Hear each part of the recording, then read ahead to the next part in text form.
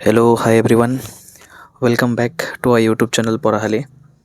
Myself Devojit, and today I will discuss the social science paper of SSLC 2025. ठीक है, ये जो paper आप लोगों का हुआ 2025 में, ये थोड़ा टफ था, लेकिन जितने भी क्वेश्चंस यहाँ पे MCQ में आए थे वो डुएबल था।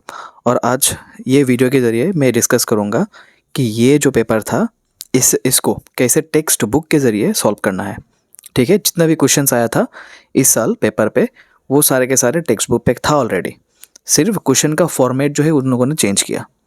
ठीक है, तो ये हम आज डिस्कस करने वाले हैं इस वीडियो के ज़रिए। तो चलो स्टार्ट करते हैं। देखो, सबसे पहले क्वेश्चन क्या है, which of the following statement, ठीक है, which of the following statement are true about the partition of Bengal in 1905। मतलब नीचे 4 स्टेटमेंट दिया हुआ है और कौन सा statement with regarding to partition of Bengal correct है, ट्रू है।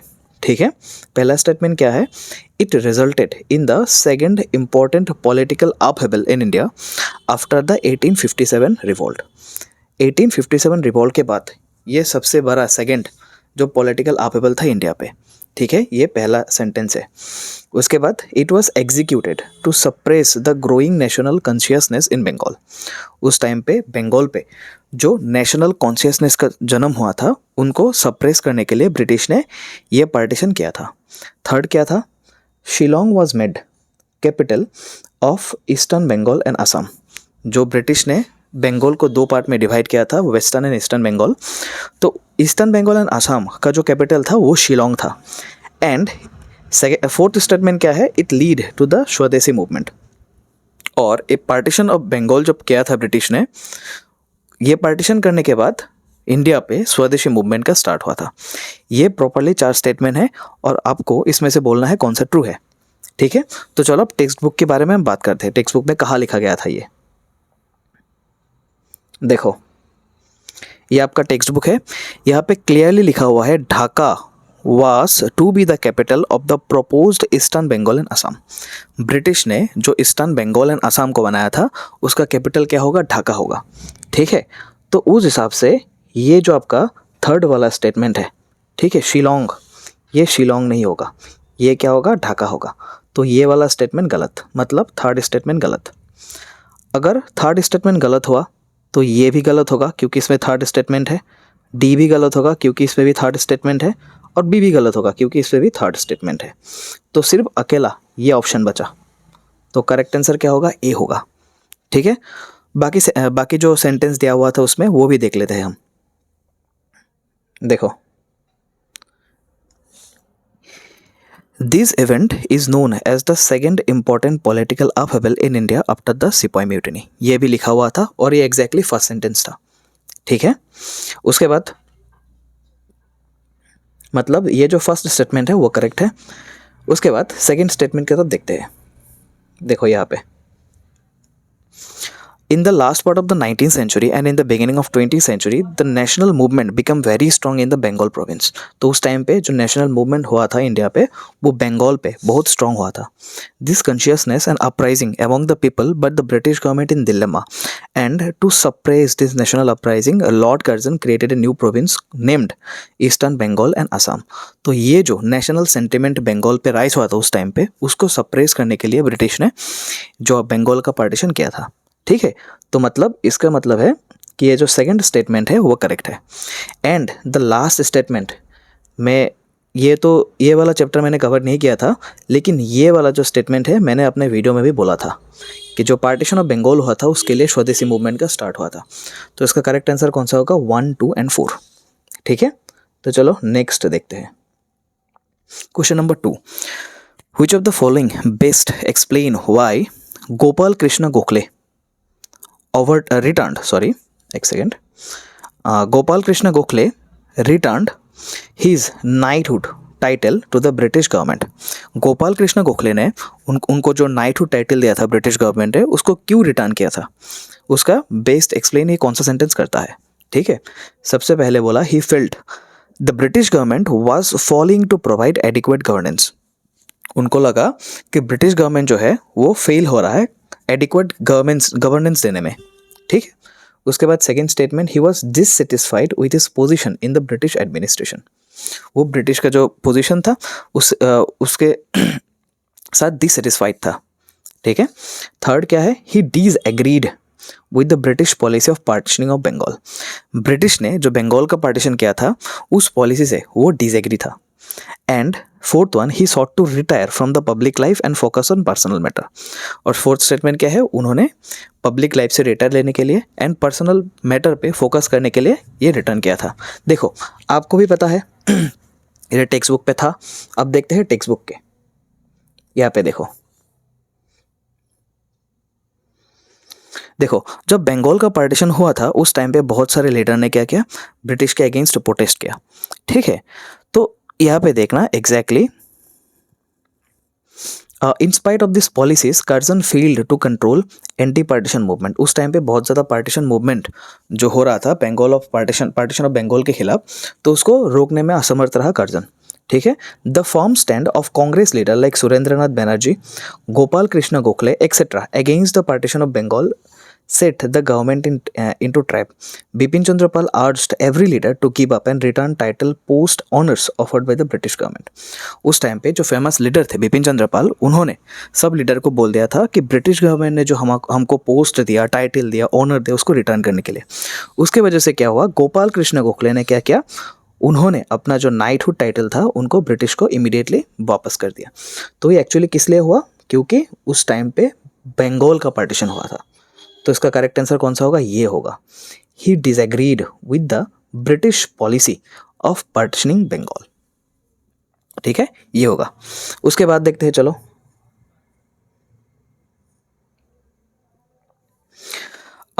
Third number, two statement are given in the question below as assertion and reason, read the statement and choose the correct answer. यहाँ पे दो स्टेटमेंट दिया हुआ है और कौन सा एक दिया हुआ है, असर्शन, ठीक है। इस पे क्या बोला, the swadeshi movement in India aimed to promote indigenous good and reduce dependency on the British product, ठीक है। असर्शन जो बोला, असर्शन में क्या बोला, जो स्वदेशी मूवमेंट इंडिया पे स्टार्ट हुआ था वो प्राइमरीली किस लिए स्टार्ट हुआ था, जो हमारा इंडिजिनियस गुड है उसको प्रमोट करने के लिए एंड ब्रिटिश का जो प्रोडक्ट है उस पर डिपेंडेंसी कम करने के लिए, ठीक है। और इसका रीजन क्या दिया हुआ, the swadeshi movement primarily aimed to protest against the British taxes and governance loan, ठीक है। जो स्वदेशी मूवमेंट स्टार्ट हुआ था उनका प्राइमरी एम था वो क्या था कि ब्रिटिश का जो टैक्स एंड गवर्नमेंट लोन है उसके अगेंस्ट में प्रोटेस्ट करना, ठीक है। इस टाइप पे क्वेश्चन पे 4 ऑप्शन दिया होता है। एक क्या है, both A and R are true. ये जो ए एंड आर दिया हुआ है ये ट्रू है and R is the correct explanation of A, और आर जो है ए का करेक्ट एक्सप्लेनेशन है। सेकेंड क्या दिया हुआ option, A is true but R is false, मतलब ए ट्रू है एंड आर फॉल्स है। Third statement, both A R and R true but R is not the correct explanation of A, लेकिन R ए का correct explanation नहीं है।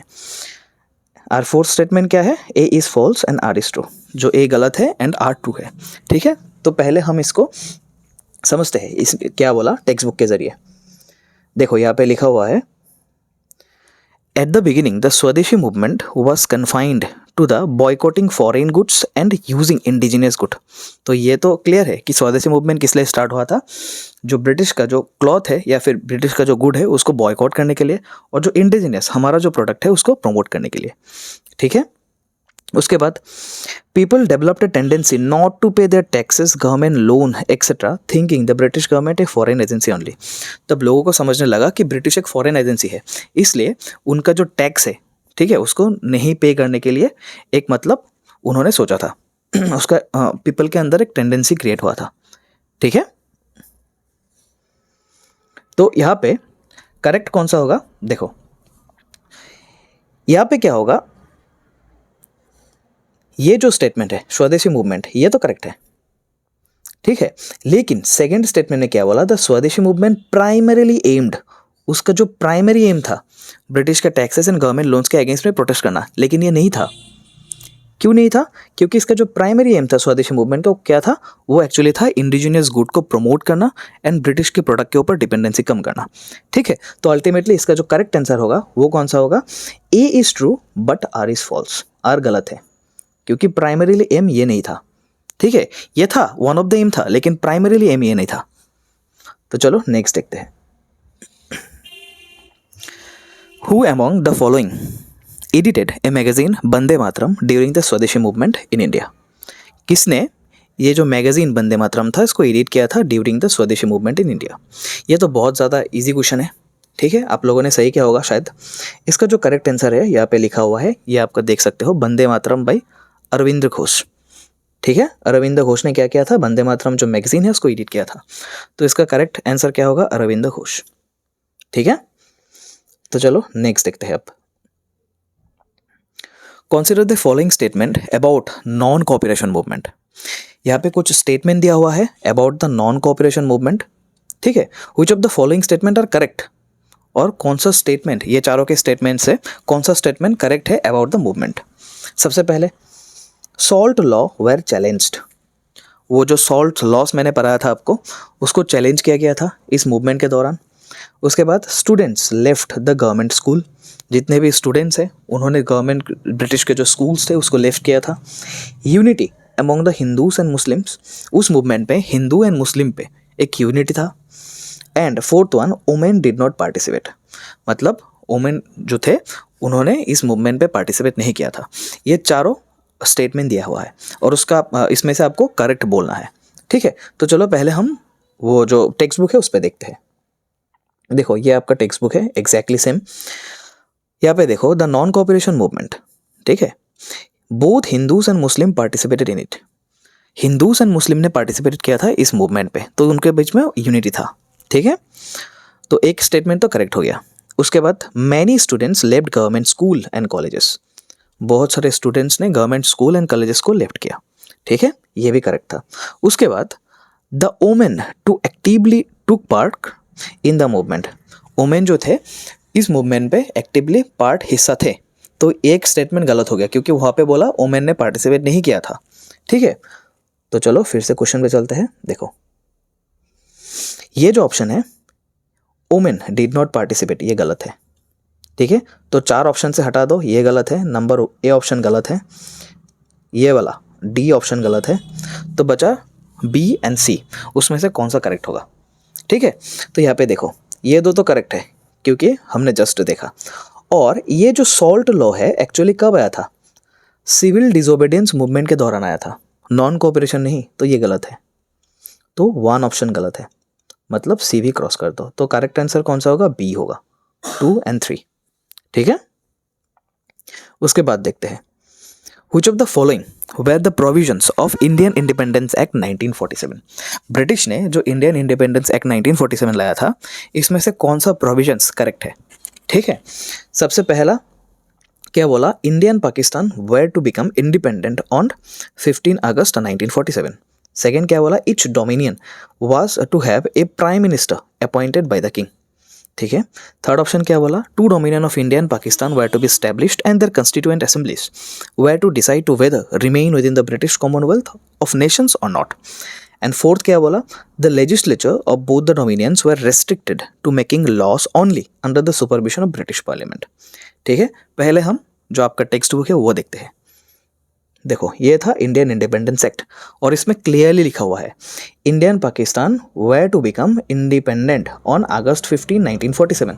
तो पहला statement इसका करेक्ट है ऑब्वियसली, ठीक है। उसके बाद each dominion was to have governor general, prime minister नहीं है, तो ये वाला ऑप्शन गलत है आपका। उसके बाद the legislature of both the dominion were fully empowered to make their law, जो उन दोनों स्टेट्स के डोमिनियंस के लेजिस्लेचर थे उसको फुल्ली एम्पावर्ड किया गया था कि आप कोई भी लॉ बना सकते हो, तो ये फोर्थ स्टेटमेंट आपका गलत हो गया, ठीक है। और ये जो था two dominion of India and Pakistan were to be established and their constituent assemblies were to decide whether to remain within the British Commonwealth of Nations और नॉट, ये स्टेटमेंट करेक्ट है।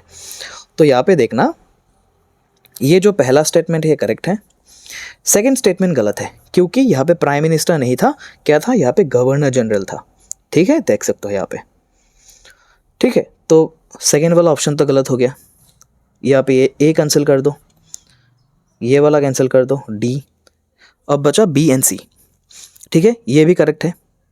And fourth one is not correct, क्यों, क्योंकि यहाँ पे restricted बोला, लेकिन original provision क्या था, फुल एम्पावर किया गया था, कोई भी लॉ आप बना सकते हो, ठीक है। तो यहाँ पे 2 and 4 गलत हुआ, तो इसका करेक्ट आंसर कौन सा होगा, बी, 1 and 3 ओनली, ठीक है। तो चलो नेक्स्ट देखते हैं। Arrange the following historical event following the sequence they occurred from old to new, ठीक है। ये जो हिस्टोरिकल इवेंट हुआ था इंडिया पे, उसको अरेंज करना है आपको ओल्ड टू न्यू, ठीक है, ओल्ड टू न्यू। सबसे पहले क्या था, अगस्त रेवोल्यूशन, उसके बाद डायरेक्ट एक्शन डे, उसके बाद साइमन कमीशन, उसके बाद demand for complete, actually independence होगा यहाँ पे, थोड़ा इंडिपेंडेंस होगा यहाँ पे, ठीक कर लेना आप, ठीक है, यहाँ पे इंडिपेंडेंस होगा। तो इसका करेक्ट फॉर्मेट कौन सा होगा, सबसे पहला तो साइमन कमीशन था। साइमन कमीशन कब आया था, साइमन कमीशन आया था 1927 को, ठीक है। उसके बाद फोर्थ होगा demand for complete independence, Swaraj, कब हुआ था, 1929 लाहौर सेशन पे हुआ था, ठीक है, पूर्ण स्वराज बोला था उन लोगों ने। उसके बाद क्या होगा, अगस्त रेवोल्यूशन, अगस्त रेवोल्यूशन कब हुआ था, 1942 पे। And the last one is direct action day, ये कब हुआ था, 1946 पे। तो इसका करेक्ट फॉर्मेट कौन सा होगा, बी होगा। सबसे पहले साइमन कमीशन, उसके बाद डिमांड फॉर कंप्लीट जस्टिस, उसके बाद डायरेक्ट एक्शन, सॉरी यहाँ पे कुछ गलत हुआ है, पहले 1 पहले 2 होगा, ये थोड़ा गलत हुआ एक्चुअली। ये कौन सा ऑप्शन करेक्ट होगा, ये होगा, ये वाला ऑप्शन करेक्ट होगा, साइमन कमीशन, उसके बाद डिमांड फॉर कंप्लीट जस्टिस, उसके बाद 1 अगस्त रेवोल्यूशन, उसके बाद 2 डायरेक्ट एक्शन डे, ठीक है। ये थोड़ा गलत, यस, इसका जो करेक्ट आंसर होगा ये डी होगा, ठीक है। चलो उसके बाद देखते हैं, choose the correct option based on the following assertion and reason. यहाँ पे 2 स्टेटमेंट दिया हुआ है, एक असर्शन और एक रीजन है। क्या वाला असर्शन पे, in the last decade of the 19th century Assam witnessed a series of peasant revolt. 19th century के लास्ट डिकेड में आसाम पे बहुत सारा पीजन रिवोल्ट हुआ था, ये मैं ऑलरेडी कवर कर चुका हूँ, ठीक है। उसके बाद रीजन क्या दिया हुआ था, peasants organised themselves through the rice mill, मैंने बोला था आपको राइस मिल के बारे में, ठीक है। तो इसका जो चारों ऑप्शन है, जो पहले हम टेक्स्ट बुक से देखते हैं, देखो यहाँ पे, the peasant revolt in Assam was started in 19th century, तो पहले वाला जो स्टेटमेंट है वो करेक्ट है, and were lead by the rice mill, और राइस मिल के जरिए ये जो पीजन रिवोल्ट असम पे हुआ था ये एस्टेब्लिश हुआ था, ठीक है, एक्सपोज हुआ था राइस मिल के जरिए। तो यहाँ पे देखो दोनों ही स्टेटमेंट करेक्ट है, ठीक है। और ये जो आर है ये इसका करेक्ट एक्सप्लेनेशन भी है, क्योंकि पीजन रिवोल्ट जो हुआ था ये राइस मिल के जरिए ही ऑर्गेनाइज्ड हुआ था, ठीक है। ये इसका आंसर कौन सा होगा, सी होगा इसका करेक्ट ऑप्शन, ठीक है। इसका करेक्ट ऑप्शन सी होगा, both A R and true and R is the correct explanation of A, ठीक है। उसके बाद देखते हैं, how did the British government treatment of the leaders of the revolt of Manipur, ठीक है, of the revolt of Manipur affect the subsequent resistance movement in the reason.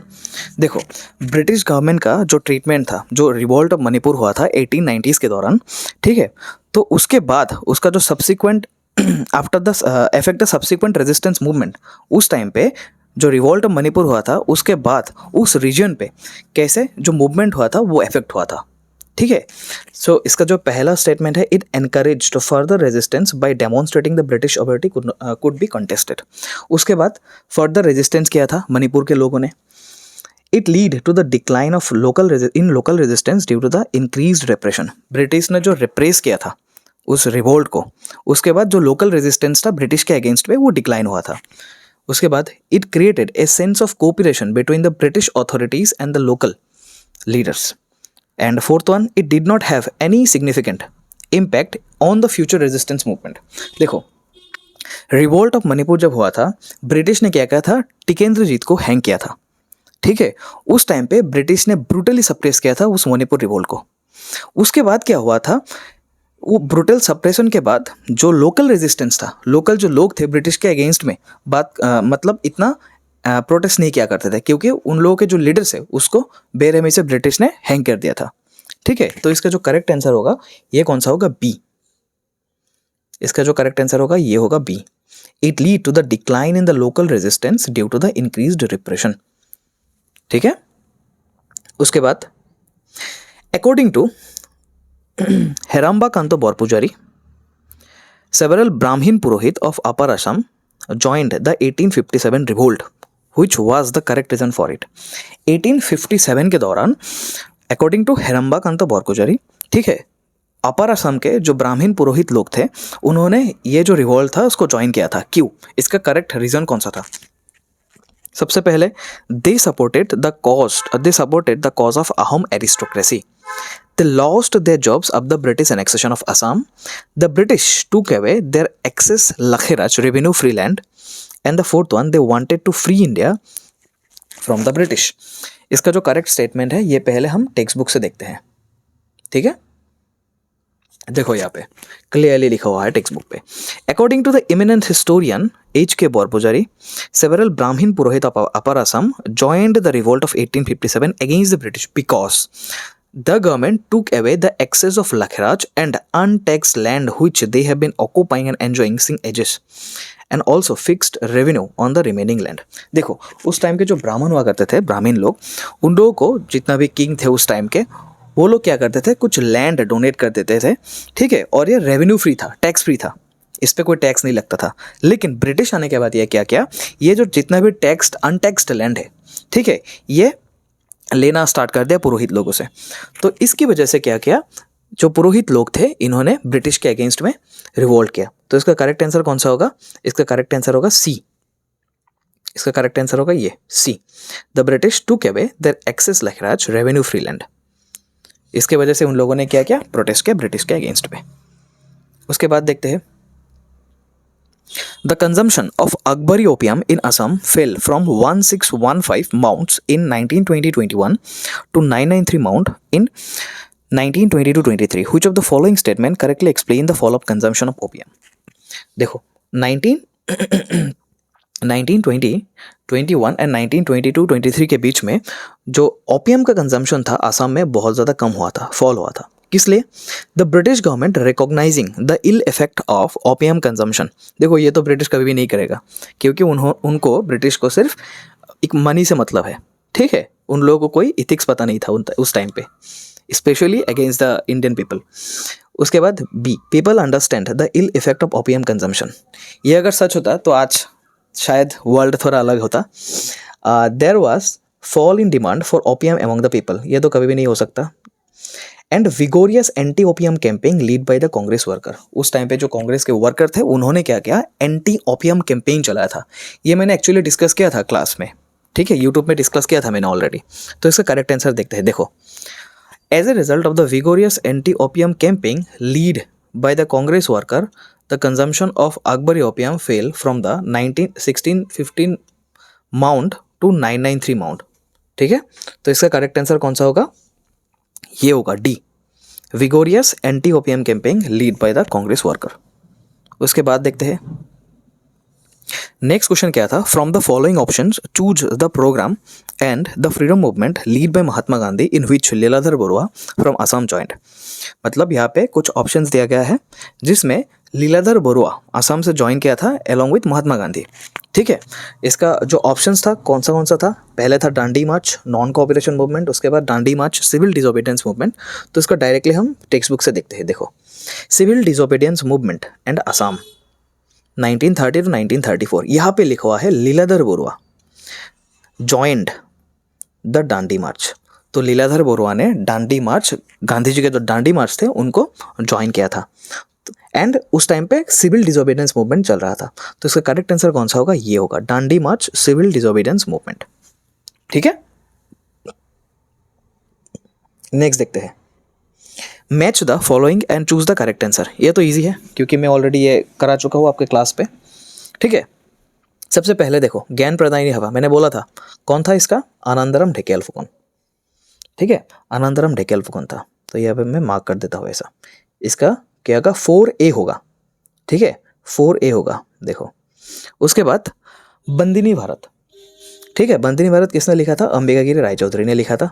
तो 1 का B होगा, 1 का B होगा. ठीक है, उसके बाद यहाँ पे जो पद्मनाथ गोहाई बरुआ है ये अहोम सभा से साथ रिलेटेड थे. ये मैंने डिस्कस किया था, अहोम सभा के साथ रिलेटेड थे. तो ये क्या होगा? 2C होगा.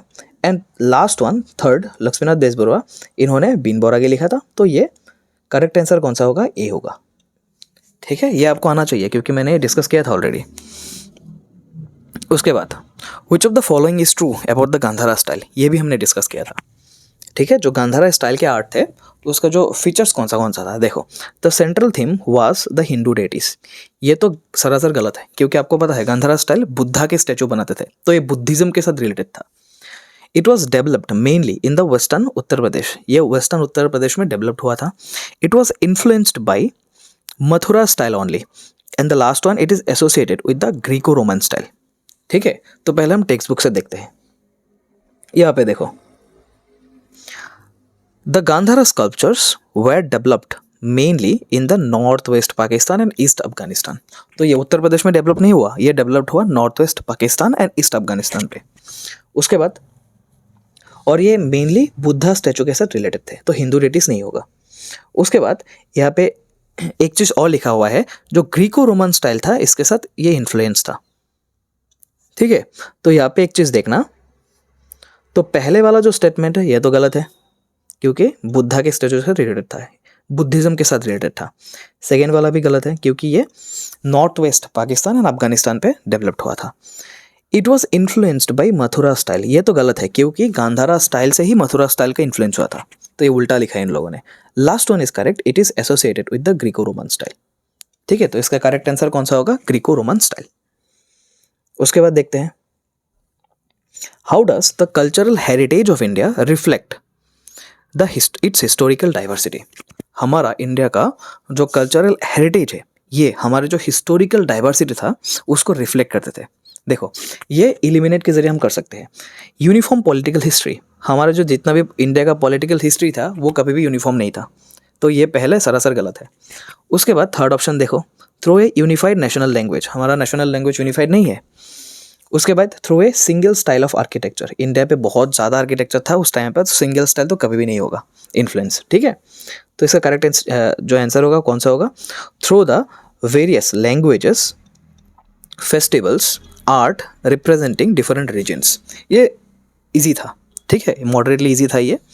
उसके बाद देखते हैं, match the following and choose the correct answer. Kathakali, Kathakali आपको पता है ये किसका होगा? केरला का होगा।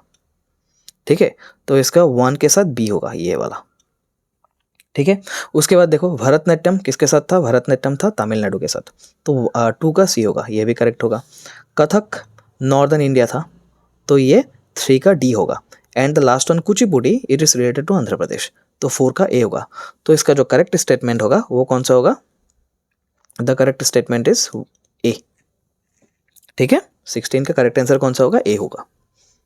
उसके बाद देखो, यहाँ पे सेम असर्शन एंड रीजन का क्वेश्चन है।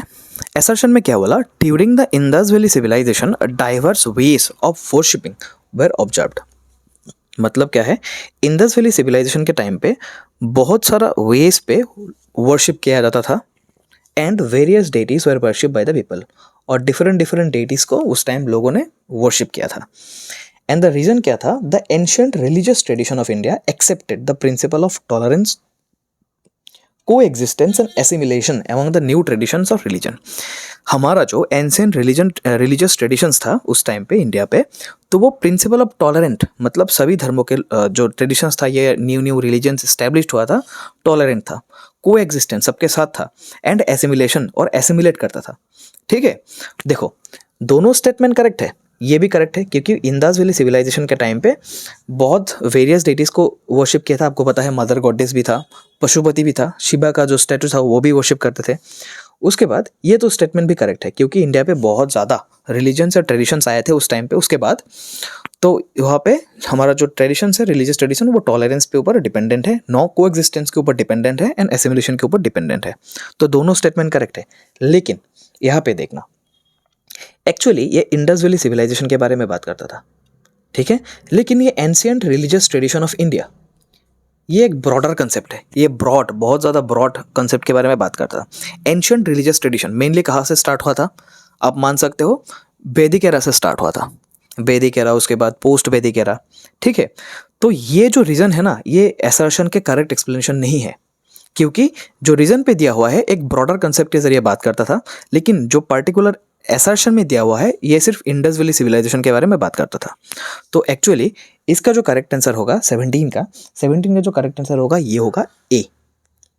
बोथ स्टेटमेंट करेक्ट है, लेकिन R is not the correct explanation of ए।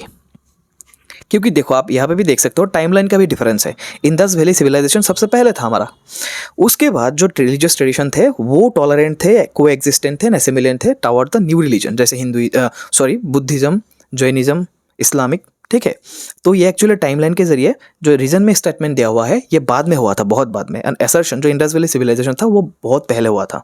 तो एक्चुअली इसका करेक्ट आंसर होगा ये, ए होगा। Both are true but R is not the correct explanation of A. उसके बाद देखते हैं, देखो यहाँ पे भी बुक पे भी दिया हुआ था, दोनों स्टेटमेंट करेक्ट है, लेकिन एक्सप्लेनेशन के जरिए ये करेक्ट नहीं है। उसके बाद देखो, choose the correct set of statement about the IUCN। ठीक है, पहला क्या दिया हुआ है, IUCN was formed in the year 1948, ये करेक्ट है। The full form of IUCN is Indian union for conservation of nature. देखो यहाँ पे गलती कर दी उन लोगों ने, यहाँ पे इंडियन नहीं होगा, इंटरनेशनल होगा। तो ये टू स्टेटमेंट जो है गलत है, ये भी गलत है, ये भी गलत है, ये भी गलत है। अगर टू आपने एलिमिनेट कर दिया तो आपको एक ही ऑप्शन बचाएगा, ये था डी।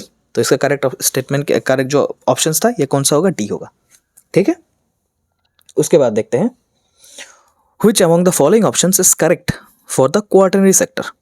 क्वार्टरनरी सेक्टर इकोनॉमी के जो कुछ सेक्टर थे, जैसे प्राइमरी, सेकेंडरी, टर्शियरी, क्वार्टरनरी। ठीक है, तो इसमें से कौन सा ऑप्शन करेक्ट होगा। एक्चुअली जो क्वार्टरनरी सेक्टर है इसमें क्या होता है, जो नॉलेज बेस्ड एक्टिविटीज़ हो गया। ठीक है, जैसे मान लो आप रिसर्च एंड डेवलपमेंट हो गया, उसके बाद इंफॉर्मेशन टेक्नोलॉजी हो गया, एडुकेशन हो गया, इनोवेशन हो गया। तो ये सारे के सारे जो एक्टिविटीज़ है ये क्वार्टरनरी सेक्टर के अंडर बिलोंग करते हैं। ठीक है, तो यहाँ पे ऑप्शन देखो, पहले था टूरिज्म। ऑब्वियसली टूरिज्म तो नहीं होगा, क्योंकि टूरिज्म टर्शियरी सेक्टर है। ठीक है, उसके बाद इनोवेटिव रिसर्च, ये करेक्ट होगा, क्योंकि इनोवेशन ये क्वार्टरनरी सेक्टर पे ही आते हैं। उसके बाद सेल्स एग्जीक्यूटिव, देखो sales and customer service normally tertiary sector पे आते हैं, ये भी गलत होगा। And the last one is transportation, मतलब ट्रांसपोर्ट सर्विस, ये भी टर्शियरी सेक्टर पे आते हैं, तो ये भी गलत होगा। तो इसका करेक्ट स्टेटमेंट कौन सा होगा, B, innovative research on modern eco friendly technology. ठीक है, उसके बाद लास्ट, यहाँ पे भी टू स्टेटमेंट दिया हुआ है, असर्शन एंड रीजन। देखो पहले क्या बोला, with the change in society simultaneous changes occur in the concept of resource and consequent change in the resource allocation and use। जहाँ से मान लो सोसाइटी पहले तो सेम नहीं था, वो चेंज होता था। सोसाइटी पहले लोग कुछ और, उनका रहन सहन अलग था, लेकिन अब थोड़ा रहन सहन अलग है। तो सोसाइटी पे जब भी चेंज आएगा, उसी हिसाब से जो रिसोर्सेज पे, ठीक है, जो कॉन्सेप्ट ऑफ रिसोर्स है, रिसोर्सेज का यूज़ भी अलग टाइप के होगा। ठीक है, और रिसोर्स का जो कलेक्शन है एंड यूज़ है ये भी चेंज होगा। तो ये तो करेक्ट है, क्योंकि पहले के ज़माने में लोग इतना रिसोर्स उन लोगों के लिए कलेक्ट नहीं करता था, लेकिन आज के ज़माने में बहुत ज़्यादा रिसोर्स कलेक्ट करते हैं लोगों के अपने लिए। ठीक है, तो ये तो करेक्ट है। उसके बाद रीजन पे, with the expansion of human knowledge and development of science and technology many neutral stuff and resistance R transformed into resources. देखो जब से ह्यूमन नॉलेज एंड जो साइंस एंड टेक्नोलॉजी डेवलप्ड हुआ, तो लोगों ने क्या किया, जितना भी न्यूट्रल स्टफ था उनको चेंज करके रिसोर्सेज बनाने के लिए उनको यूज़ करने लगा। ठीक है, तो ये तो करेक्ट होगा, क्योंकि लोगों का जब नॉलेज बढ़ेगा तब लोगों बहुत ज़्यादा न्यूट्रल स्टफ या फिर रेजिस्टेंस जो भी थे उनको रिसोर्सेज में कन्वर्ट करेगा और रिसोर्सेज को अपने काम के लिए यूज़ करेगा। तो यहाँ पे करेक्ट स्टेटमेंट कौन सा होगा, both A and R correct. ठीक है, देखो ये तो आपका 20 क्वेश्चन हो गया, आज ज़्यादा नहीं खींच रहे। उसके बाद 21, 22 और 45 है, और नेक्स्ट वीडियो पे आपका 25 क्वेश्चंस आएगा। ठीक है, तो आज के लिए इतना ही। आई होप कि आपने समझा होगा आप क्वेश्चन। तो आप लोग लाइक शेयर सब्सक्राइब कर देना। थैंक यू, आज के लिए इतना ही। Good bye.